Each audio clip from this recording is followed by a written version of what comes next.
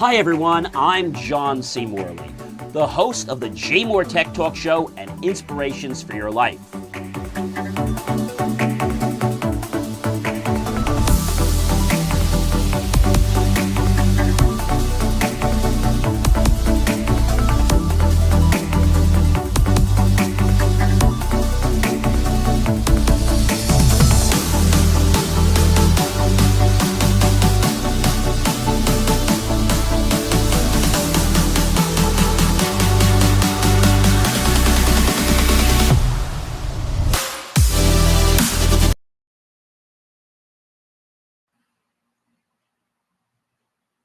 Hey guys, welcome to the JMOR Tech Talk Show. It's great to be with you here on this last Friday of February. This is February 28th. If you are watching us here live, or if you're watching us on a replay or playback, you can go to believemeachieve.com to watch this, and as well as many other episodes in short form and long form content. So definitely check that out, everyone. Really would appreciate it. And we have a great show for you today. Lot going on in the tech world, just a lot going on. Our title is Tech Tides, From Apple's Shifts to Quantum Breakthroughs. We're on Series 4, in case you didn't know it. And this is going to be a pretty amazing show, if I do say so myself. So I am very grateful that you guys are with me here, and that you're coming to learn about all this great technology, because we've got so much happening right now that it's not even funny. So I guess the first thing I probably should start off with is one of the most important points, which is something that's been around for a while, but it's just starting to take some action now by Apple. And Apple's decision to remove a critical data protection feature in the UK now has sparked concern around privacy and government influence. Due to government demands, Apple pulled the feature that would have provided enhanced protection for user data. This move has raised alarms about the balance between privacy rights and compliance with government regulations, and it's likely to set a precedence for other tech giants in how they handle privacy-related requests from governments worldwide. Now, this development underscores the growing tensions between data protection and, of course, government intervention in the tech industry. Ladies and gentlemen, if I did not introduce myself, I know I got right into the show here today.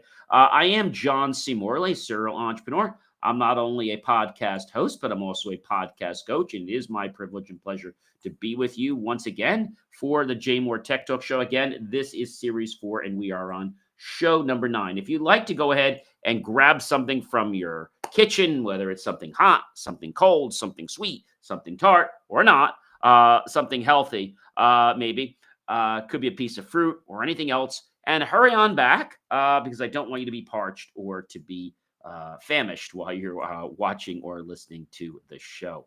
And our second story comes to us from Waze. So Waze has officially been recognized as a very large online platform under the European Union rules. Now, the status comes with heightened responsibilities, including more stringent oversight and need for Waze to comply with European Union's Digital Services Act. The recognition is part of a broader effort to regulate big tech companies more closely, ensuring they adhere to rules designed to promote user safety and transparency. That means the type of content they provide needs to be, approved for general audiences. So for Waze, this could mean greater scrutiny over the data they handle and how they moderate content. And we know in the past that Waze has been a little bit lax in this department. So I'm anxious to see, what is Waze going to do with this new, let's say, requirement for, basically data regulation. And I know this is something they're probably not happy about, but it's important if they want to stay at the top. So basically, for data moderation is what we really call it. And so, Waze has been, around for quite a while, and their mission is to work together to improve the quality of everyone's daily driving by taking part in a Waze community. You're basically saying that you are going to do the right things for the greater good of the community. But that doesn't always mean everyone's going to act in that manner. So they need to definitely, let's say, kick it up a few notches, as Emerald would say, and make sure that the information that they are providing is adhering to the Digital Service Act's standard. And although this might sound like something that's very, let's say, rudimentary, if they mess up, well, they could drop very, very low. And Mr. Musk is making his way up the chain, I guess. In a bold move, Elon Musk's X, formerly Twitter, has challenged a German court ruling over the sharing of election data. This is really hot. Musk company is pushing back against the court's decision, arguing that it infringes on the platform's freedom of speech and operational autonomy. Check that out. This legal battle highlights the ongoing tension between tech companies and governments, especially when it comes to regulating content and the role of social media in political events. So the outcome would have significant implications for how social media platforms are held accountable for the data they share during elections. And we know that in the past, there's been a lot of clampdown, whether it's been social media like Facebook, other things Meta has, Instagram, X, formerly Twitter, even Snapchat. There's been a lot of controversy about the information. First of all, is the information that's being shared actually fact, or is it opinion? And is the information that's going up there really good, or is it something else? I don't know. I think most people don't understand that it's about the fact that we need to be transparent in everything that we do. If we can't be transparent and we start sending all this information out there, and now it gets disseminated and people are seeing it and hearing it, and then choosing to respond based on information they think is factual and true, well, that creates a big anarchy. So I think this is really something that has been needed for a long time, and I hope that they finally address it. We know the European Union's been doing it, but I think the United States of America needs to be as proactive as the European Union, because the European Union doesn't let anybody get away with anything. We found that out in the last 6 months to a year. And Google is facing serious charges in the European Union over breaches of big tech regulations. The European Union has accused Google of violating competition rules and failing to adhere to transparency requirements set forth under the DMA, the Digital Markets Act. And these charges highlight the European Union's growing efforts to rein in the influence of major tech firms and ensure fair competition within the digital space. Now, if Google is found guilty, they could face hefty fines and be required to change how they operate in Europe. Well, that's great. But what about the people in the United States? What is it going to take for our government in the United States to actually, decide to take action? I mean, we started to take action with, with TikTok, right? And then Trump has this temporary, let's say, order in place that's giving them some time. So when does TikTok have to be resolved? Well, according to what we spoke about, a while back, I believe they have a little bit of time yet. But now they have, I think it's till around, I think it's April something. And so this is a big problem. The new date that actually reflected the, let's say, the delay of the TikTok ban, it was for 75 days, and it's April 5th. So that may seem like a lot of time to find a sale or resolution with ByteDance, TikTok's Chinese parent company, but deadlines have a habit of sneaking up on you, and it doesn't seem like anything is really happening. So I'm curious, are we going to go through that same debacle like we did last time where they shut everything down and then Trump decides to make a statement and then they give it more time? I mean, if that happens, then we've really got to say something, because that means they're just constantly putting it off tomorrow, tomorrow, tomorrow, right?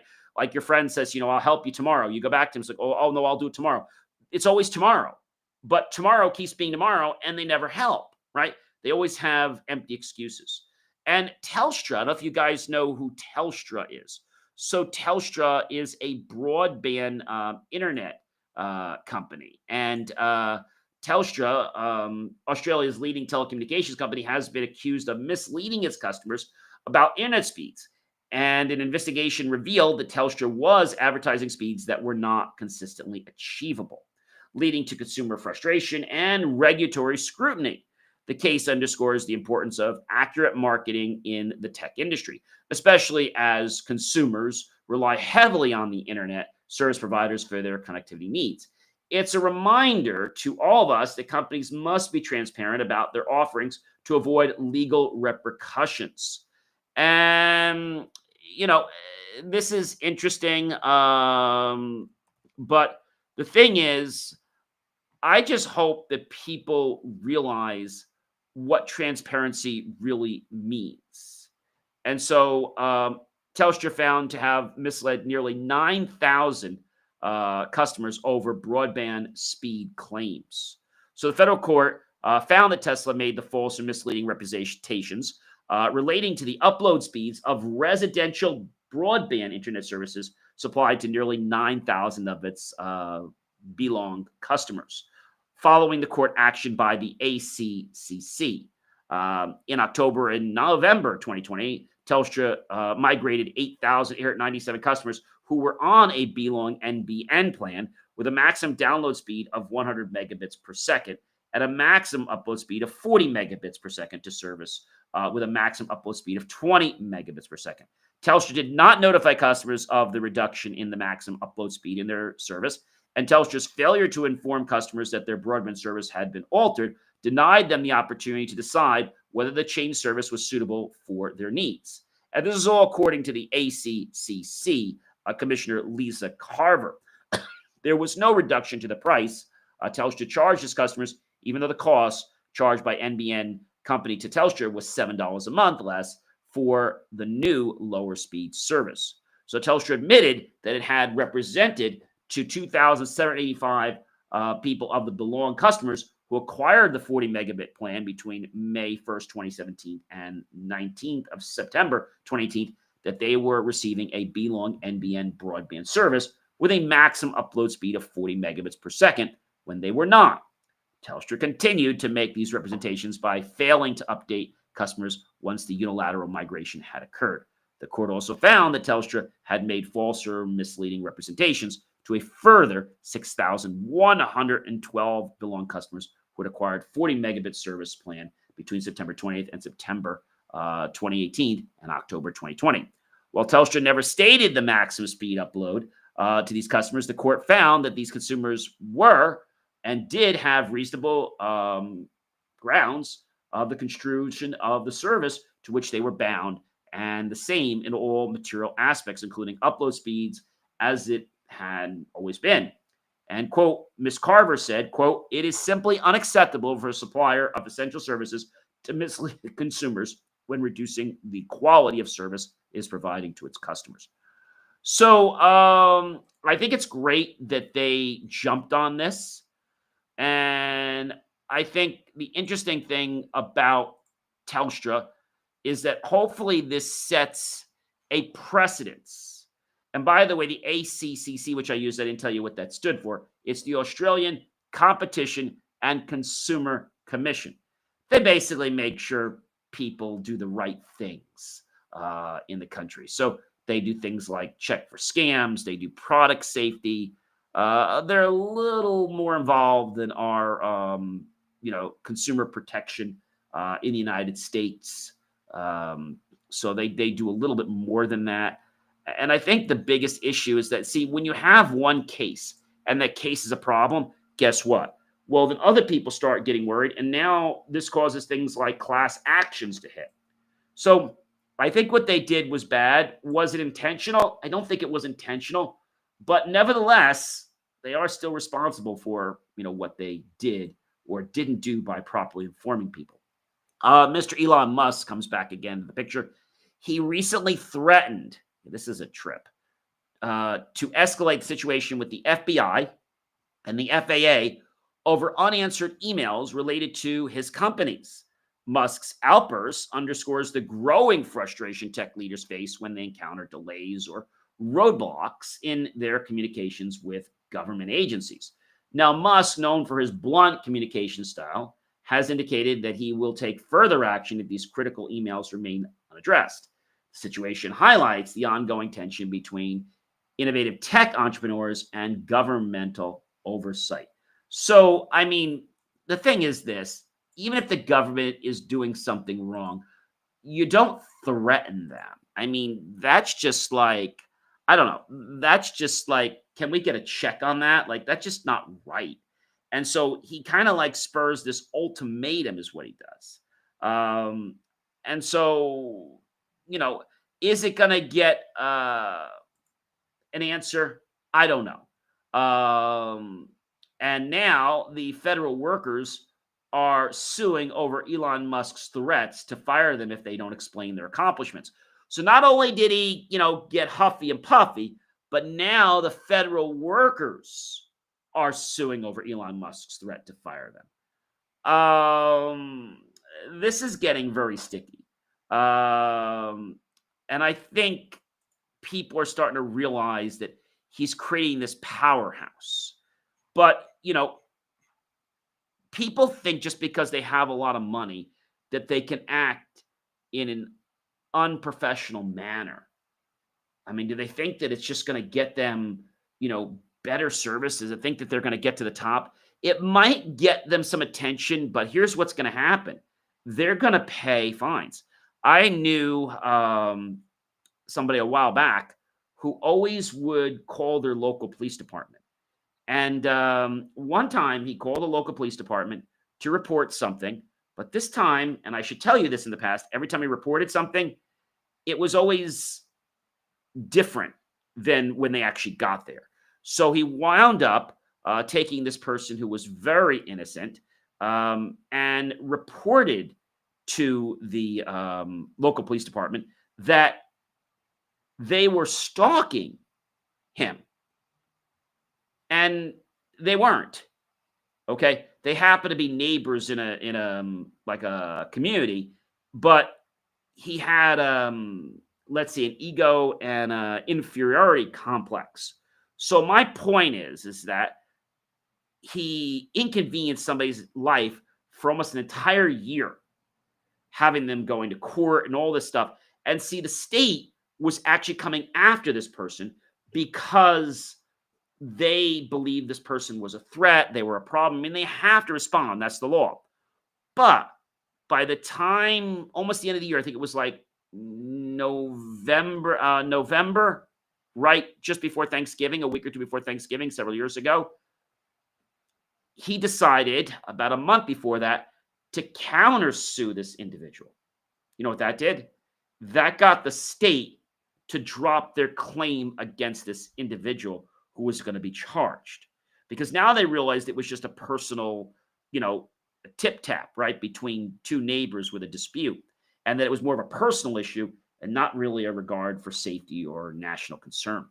So this person got really annoyed because now my friend had hired an attorney, and this other person who was originally going to be the plaintiff now has to be the defendant too, because he's getting countersued.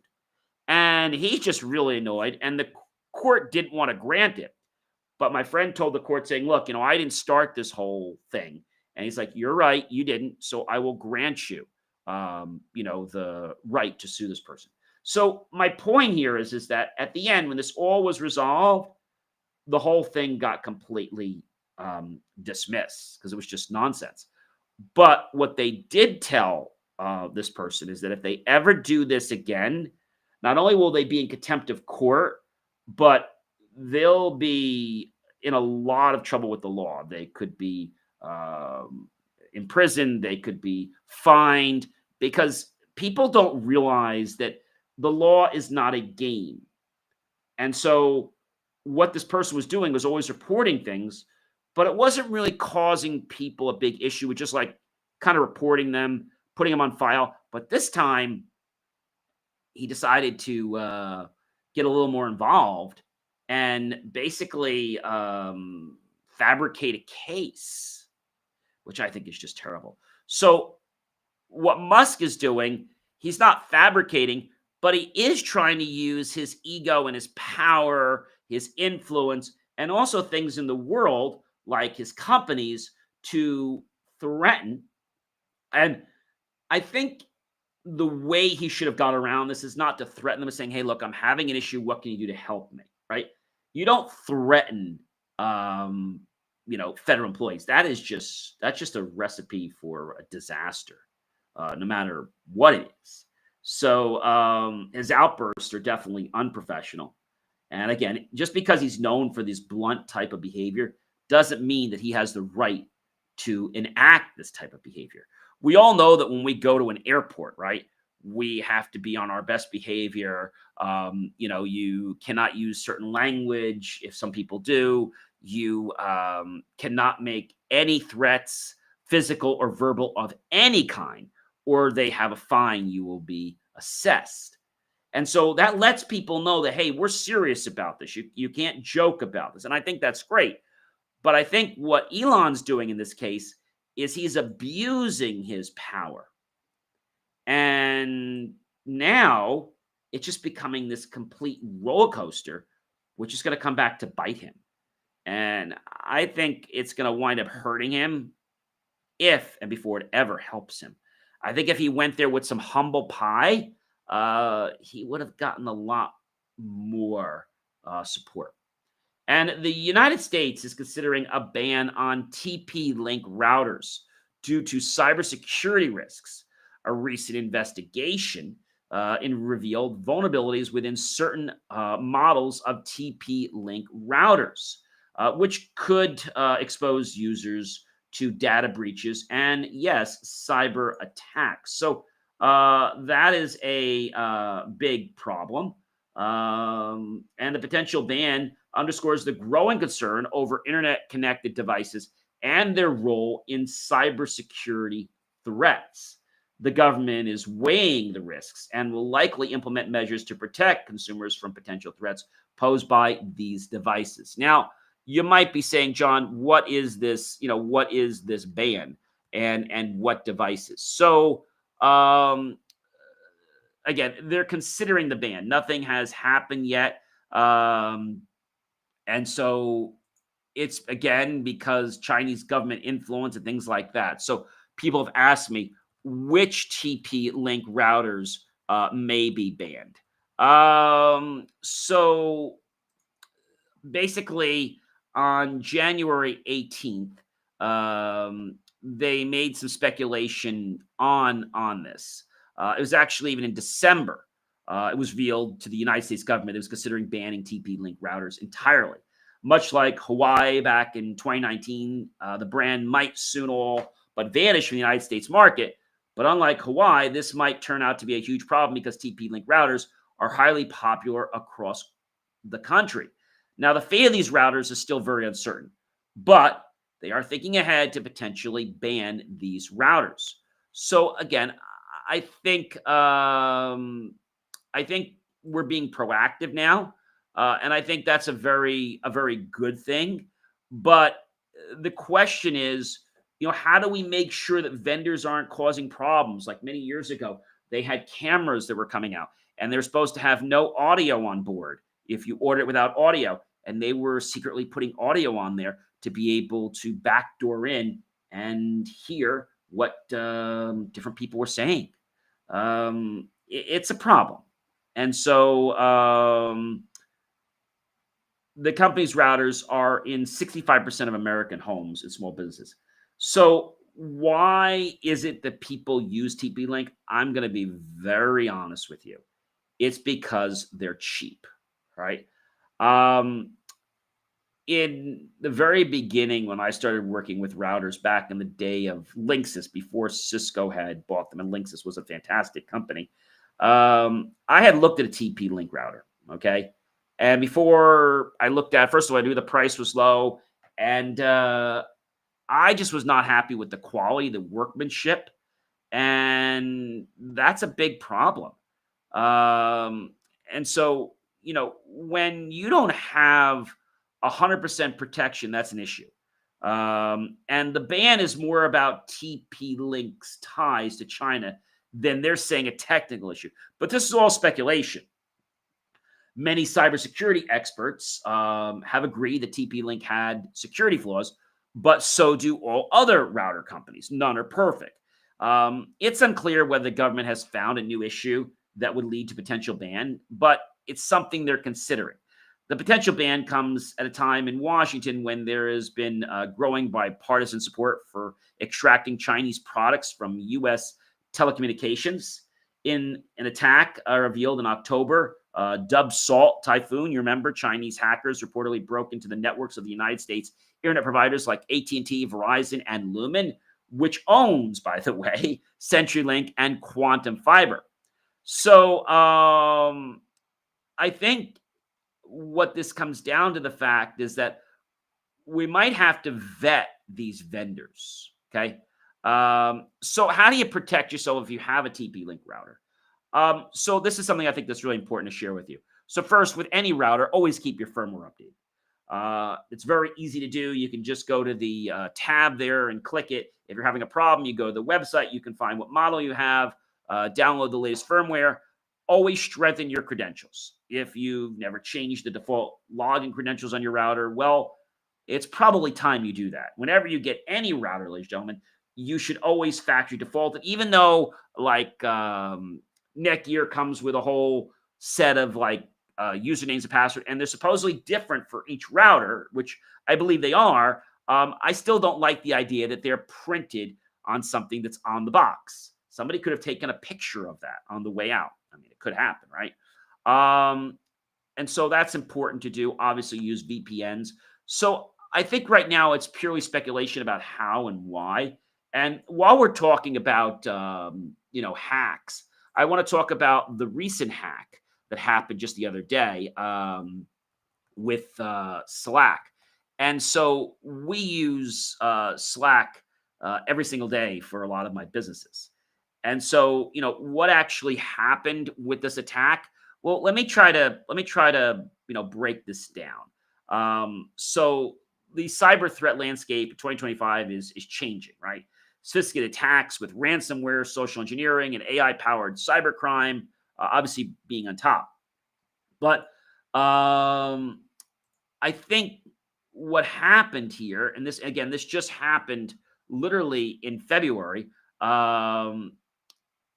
The Slack breach that's been happening is allowing bad actors all over the world to be able to access other people's Slack's accounts.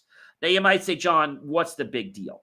Well, whether it's something that you're using for your business and you're using confidential information to be passed, or you're just sharing some personal notes,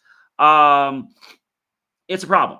And so when we think about this, a lot of people think that free software is no good. Well, there's a free version of Slack and there's a paid version of Slack. So we use both the paid and we use the free. What I can tell you about this, the recent hack on Slack the other day, is that they basically went after some cookies. Okay, and Disney has says they're going to stop using Slack following the recent attack. I think that's a very important thing to acknowledge. And so,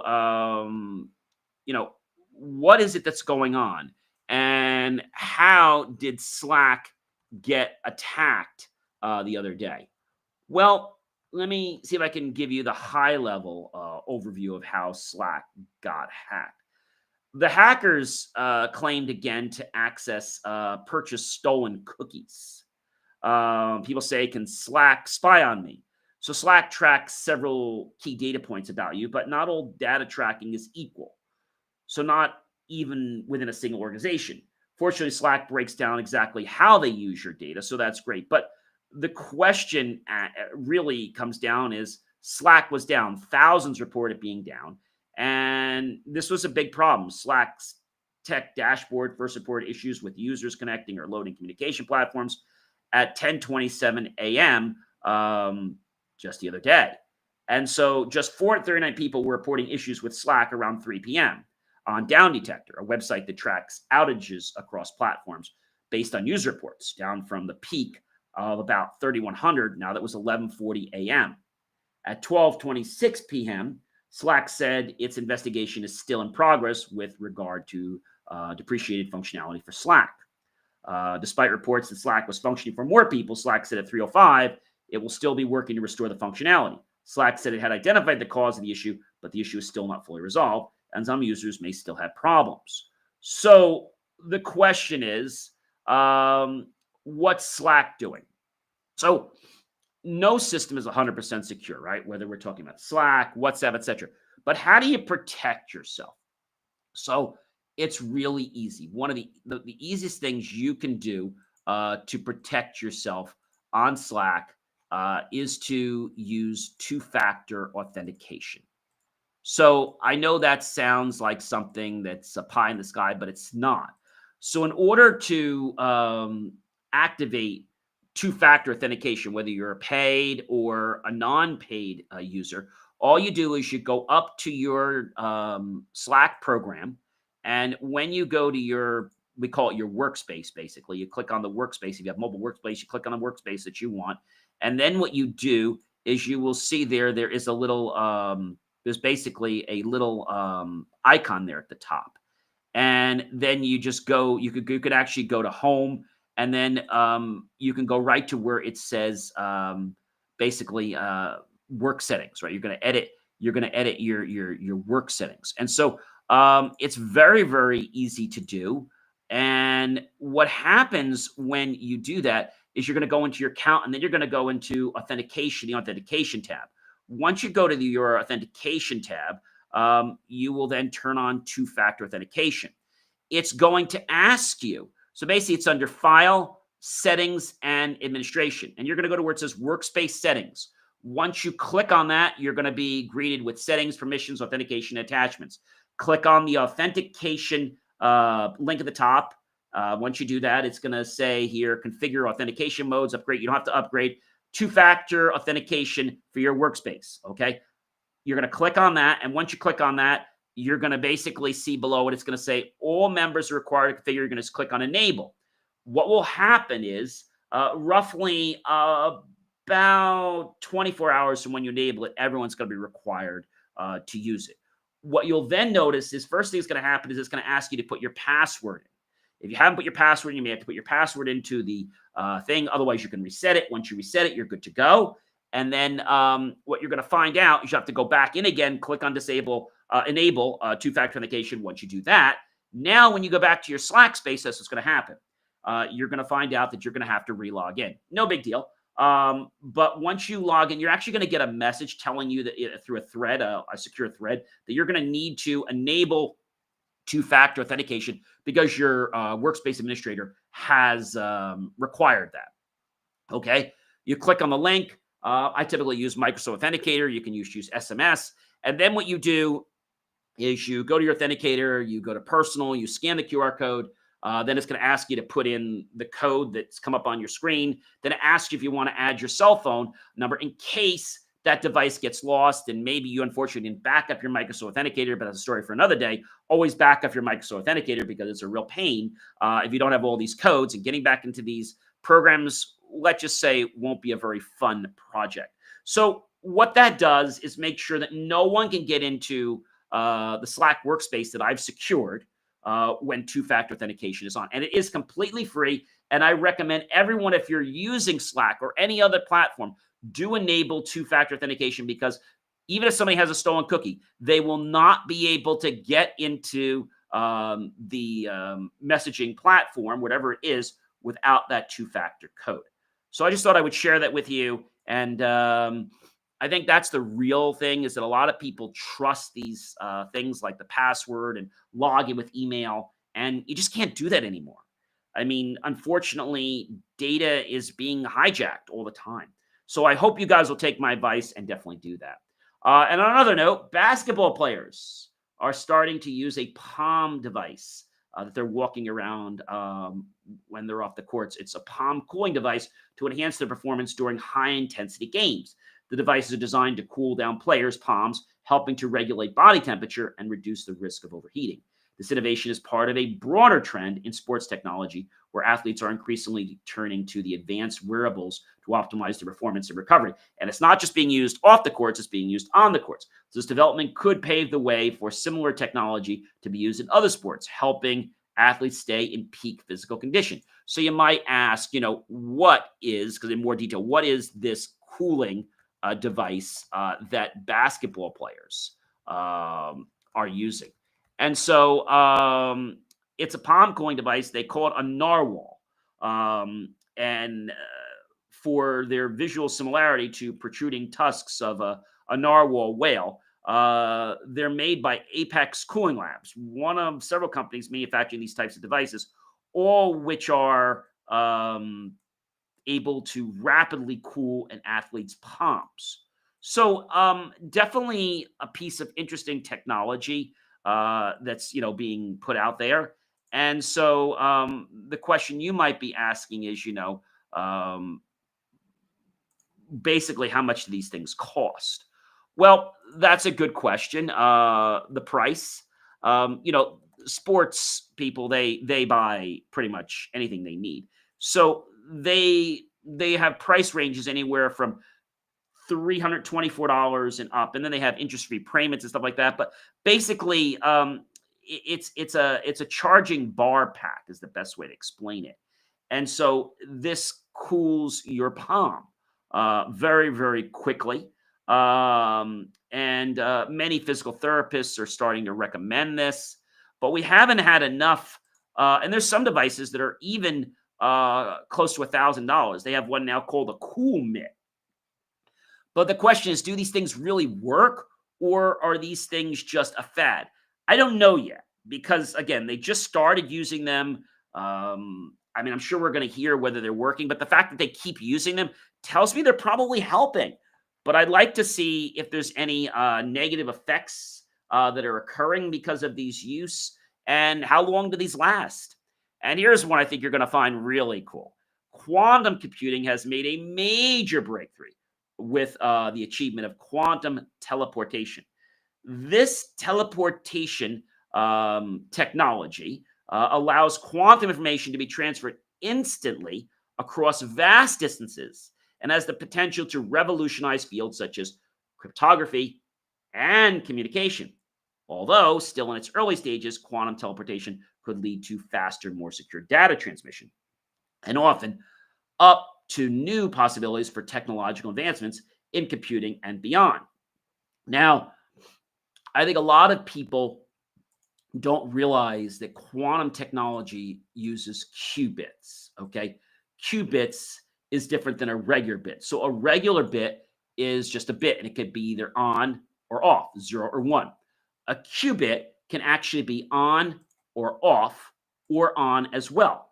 And so it's important.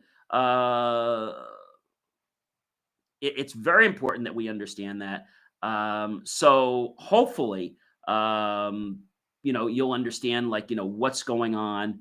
And I think, it's important that you understand what had happened.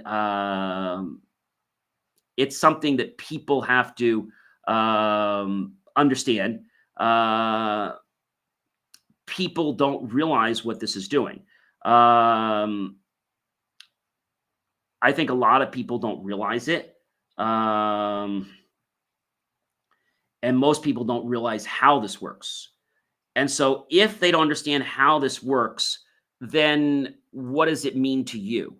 Well, I think it means that you have to embrace this new technology. All right. You have to embrace this new technology. And this new technology that's out there is something that many people don't understand. They have no understanding what this means, and they get lost in basically in the pathway. So when we have new technology out there, everyone always wants to jump on board and use it. But I think what's really important, because many people just want to get their money if they're the ones creating it, we've got to make sure that, first of all, the use case lines up and that the data privacy is in check, because we're finding more and more technology that's getting released so quickly, but it can't go anywhere because there's been a breach or there's been a technology issue. And remember those fires that we heard about, the wildfires there? Well, the early wildfire detection tools have proven to be ineffective in preventing all fires, despite technological advancements. While these tools are designed to identify fires easily and reduce response times, they have not yet been able to prevent the spread of all wildfires. This limitation highlights the complexity of wildfire management and the need for continued innovation and research in the field.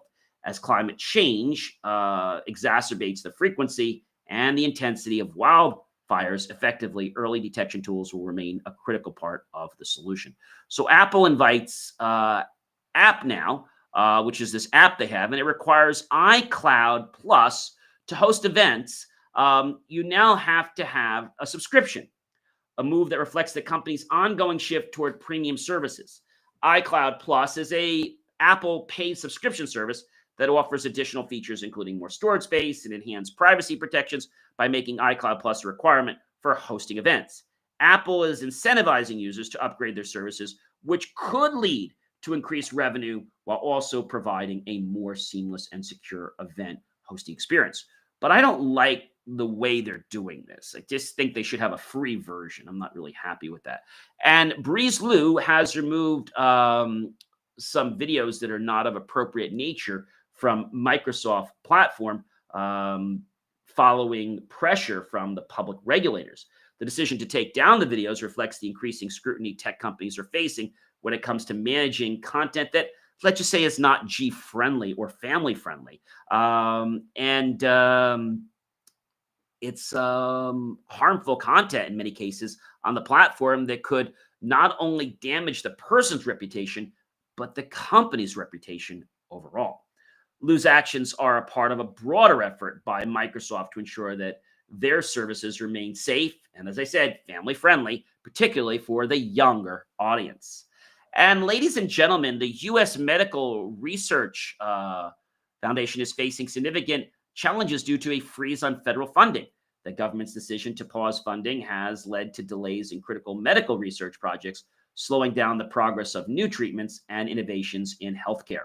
This situation highlights the importance of consistent funding for research and development, especially in the medical field, where advancements can have a profound impact on the public health. So, when we think about technology, right, and we think about computers, and we think about the fact that when we go to buy something today, right, we have a choice. There are actually three different types of computers that I want to talk about. So there's one type of computer out there you're probably very familiar with, and that's actually your portable mobile device. Now, I don't know if you know this or not, but that actually is a computer. A lot of people say, "Oh, John, that's not a computer. That's a phone." Well, I know what you're saying, and I know you're probably telling me, "Hey, John, like it doesn't make sense." But I have news for you. The iPhones of today, okay, are actually more powerful than the computers were a decade ago. Now, I know that sounds like, really crazy, but there's something that is important to understand. The computing industry, most people don't realize, has evolved a lot quicker than the transportation industry. And we often joke about this. If the transportation industry increased as much as the computing industry, we probably would be able to buy cars for maybe $500 or less, right? Um, the agricultural and the industrial revolution actually helped transform societies' needs, computers, and it led to relatively recent information revolution that we've all been experiencing. Now, computer improvements have led to a lot of things happening, including the fact that many applications are being developed on cell phones. So we have three different types of computers I want to talk about. I think this is important to share with you. So we basically have four, I want to call it. So we have a PMD, a personal mobile device. We also have a personal computer that could be your Mac, that could be your PC, your laptop, etc. So it's a computer designed for a person or individual to basically check their email. It has a graphic display, it has a keyboard, it has a mouse. It can have a touch screen if you'd like. And it's basically there so that you can perform different things such as word processing. You can do payroll on it. You can do searching the web. You can do email on it. And there's other programs you can load too. So that's a personal computer. Then we have something called an embedded computer. An embedded computer is it's a computer that's inside another device, and it's used for running one specific application or collection of software. One example is a pacemaker, where the device is sending out electronic pulses to the heart to keep it alive. So that's one type of of a computer. So it's called an embedded computer. We also have a computer called a server. It's a computer used for running large programs for multiple users, often simultaneously, and typically access only via a network. So, of course, we have another computer. It's around, but we don't hear about it every day. It's actually called a supercomputer. You probably remember the Cray computer that first started. So a home computer, is kept on a desktop, and it's used by family members for emails, web browsing, social networking, and even watching movies. That's what we call a PC.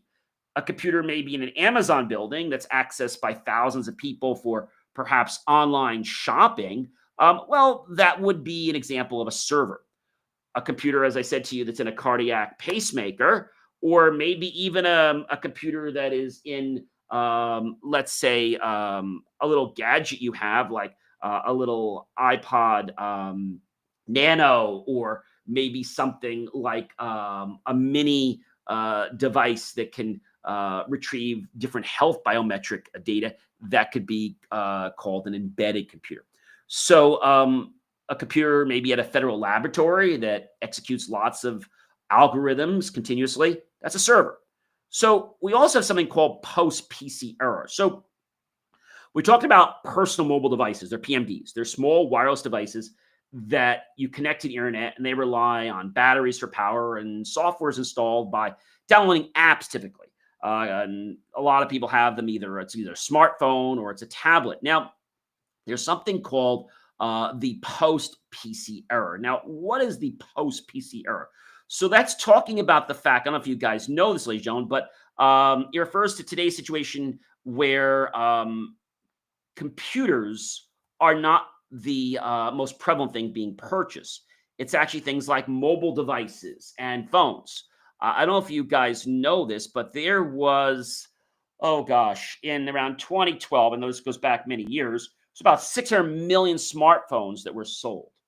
That's a lot. I mean, that's a lot of phones. A lot of phones, and they do more than just make phone calls. And so, they can do a lot of things. In 2024, according to Canalys Research, the global smartphone market grew 7% in 2024, reaching 1.22 billion units, making a rebound after some years where it had dropped a little bit. So these are important things to understand. And then we also have things like, cloud computing, right? Where we would particularly use, let's say, your browser, but the application basically would use, lots of servers in a giant warehouse.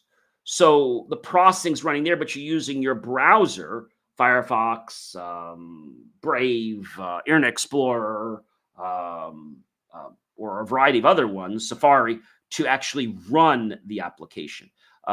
We have something called software as a service, which is really what this refers to. And so, software as a service is where we actually have computers that are doing all the processing at another end, and then we're just running them locally through like a browser or something like that. So, what we also notice now is that as computers are evolving around, I think it was right around 2024, we're going to notice that speeds actually, the frequencies start slowing down. Why was that? Well, it's because of power, and there was a huge thermal overload. And so they kind of abandoned, growing the frequencies so quickly. And now they work on things like parallelism and mitigating the power and stuff like that, and more cores. So we have more cores on a processor. So, for example, a multi-core microprocessor is not a single processor. It's a chip with multi-processors on it, and they're running simultaneously. Now, when somebody says they have a computer and they're running programs simultaneously, they really are not. If it's not a multi-core processor, they're actually time slicing. So each program is getting so much so it appears like they're all running simultaneously, but they're not. So developers are now moving to multi-core processors for these reasons. And so we know, ladies and gentlemen, that in the industry for a very long time, power has been, it's been a huge, huge issue. If it wasn't, Intel and a lot of these companies right now, you know what would be happening? They would be expanding and they would be making processors, okay, that were a lot, let's say, more powerful by using more power. But we don't have the method to actually cool these down very efficiently, which is why we've moved to other methods like parallelism and multi-core processors and things like that. In 1951, we started with vacuum tubes, which got very hot. 1965, we went to transistors. Okay. 1975, we went to integrated circuits. 1995, we went to very large integrated circuits, which had lots of them on board. And then 2020, we had the ultra large scale integrated circuits. So I think what's important to understand that is also to know that from the 1970s to the 1990s, dynamic random access memory capacity has quadrupled over 3 years. Now, DRAM capacity today doesn't continue to quadruple anymore, ladies and gentlemen. It actually has slowed down and it doubles rather than quadruples every 2 to 3 years. The last important point that I want to share with you guys is how things are made. So we start when we talk about chips. They are made with silicon, which is a natural element that is a semiconductor. It can't totally conduct. So different chemicals need to be put on it so that it can conduct. A semiconductor is basically a substance that does not conduct electricity well, which is why we call it a semiconductor. So we start with something called an ingot. Okay, an ingot is nothing more. It's a silicon crystal ingot, and it's a rod that's composed of silicon crystals between about 8 to 12 inches in diameter and about 12 to 24 inches long. Typically, a slice from a single ingot is no more than 0.1 inches thick, and it's used to create chips. How does it start? It's really simple. They start with the ingot. It then gets sliced. Then you have the blank, very thin wafers, then about 20 to 40 processing steps. After those 20 to 40 processing steps, we have our patterned wafers. Then we go through our wafer tester. The wafer tester checks for any defects, and then they are diced into dies. After they are diced into dies, they are basically they're bonded to the die and then into the package. and they're packaged in the die, and then a person tests them one more time, and then they're shipped to the customer. So there's a lot in making a chip. I thought this was pretty interesting. So when they check for a defect in a chip, they're actually looking for a microscopic flaw in a wafer or in a patterning step that could have gone wrong. The individual rectangular sections are cut from a wafer, more informally known as chips. So silicon is a common element found in sand. The manufacturing process begins with a silicon ingot, that's INGOT, and the blank wafer undergoes 20 to 40 chemical processing steps to create transistors, conductors, and insulators. A wafer tester evaluates the pattern wafer for the presence of any defects, and after the pattern wafer is chopped up into dies, the dies are then packaged. So I think a lot of people don't realize the amount of effort that goes into actually making, a chip. People think that if you have high volumes, that it's going to be cheaper, and it is on the volume, but not on the design process. Of course, by making more chips, it does lower the total cost of manufacturing and research and development design. So engineering and development costs are high, and they're independent of the volume, but the development cost goes lower because with a higher volume that happens. A lot of people also think that high volume parts always have smaller die sizes than low volume parts, and therefore have higher yield per wafer. And that's actually false. High volumes can make extra investments to reduce the die size by, say, 10%, but a good economic decision. But high volume parts are not always smaller. So that's a lot, right? And hopefully that gives you a little bit of an understanding of how computer chips are made. And another important thing I think we have to understand is when we talk about computers, we talk about a couple things. First of all, we talk about the response time, also known as the execution time. And this is what's required for the computer to complete a single task, including maybe a disk access or memory access, I/O activities, OS overhead, CPU execution time, etc. So response time equals the execution time. The throughput, also called the bandwidth, measures basically the performance, the number of tasks completed per unit of time. For example, if I had a bakery, and if a tray goes into the oven, let's say, and I put the tray in, but let's just say one tray goes in the oven, okay? And let's say it takes, I put the tray in, but each tray, let's say, has one, let's say, muffin on it. I'm just going to make it very simple. One muffin goes in there, so it takes 1 minute, let's say it takes 10 minutes to bake that muffin. So my actual, response time or execution time is going to be basically the 10 minutes. So if I have, let's say I could put in 10 muffins at one time. It takes 1 minute to do, but I can actually do 12 or 24 at a time. It still takes, the response time is still 10 minutes, but my throughput, and basically my going through is going to be that I get 24 muffins. So that's really, really pretty cool. I hope today's show has brought some enlightenment to you. I hope it shared some interesting caveats about technology, where we're going, and how different things we do are very important. Next week, I'm going to dissect the iPhone a little bit and share with you how the iPhone's made, because I think in addition to giving you some great tips, I want to make sure that I'm giving you stuff that is going to not only educate you, but give you a greater appreciation to how things work. We call it architecture. I'm going to go more into that on our next show. Again, I am John C. Morley, serial entrepreneur. It's always such a privilege, pleasure, and honor to be with you guys on these amazing shows, JMOR Tech Talk, Inspiration for Your Life. Ladies and gentlemen, I'm going to catch you guys on the next show. Please do check out believemeachieve.com, and I'll see you guys on another show real soon. Take care.